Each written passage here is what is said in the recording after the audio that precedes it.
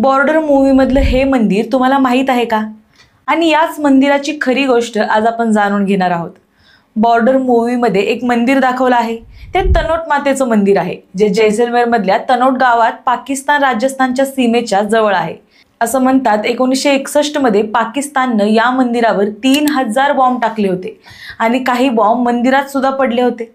पण आश्चर्य म्हणजे यातला एकही बॉम्ब एक्सप्लोड झाला नाही आणि त्यामुळे तनोट मातेचं मंदिर शाबूत राहिलं. सोबतच 1971च्या भारत पाकिस्तान युद्धात सुद्धा पाकिस्ताननं या मंदिराला टार्गेट केलं होतं. पण त्यानंतर पाकिस्तानी सैन्याच्या अटॅकिंग टँक म्हणजेच रणगाडे मातीत फसले आणि यामुळे भारतीय सैन्याला हल्ला करणं आणि परिस्थिती कंट्रोल करणं सोपं झालं. यानंतर आता हे मंदिर BSFच्या जवानांच्या द्वारे चालवलं जातं.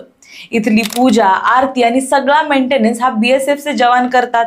आणि तनोट मातेच्या आपल्यावरच्या उपकाराची गोष्ट म्हणून 1961 मध्ये न फुटलेल्या बॉम्बचं इथे एक म्युझियम सुद्धा आहे. तुम्हाला हे माहित होतं का? हे आम्हाला कमेंटमध्ये नक्की सांगा. आणि प्राईम संवाद या YouTube चॅनलला सबस्क्राईब करायला विसरू नका. धन्यवाद.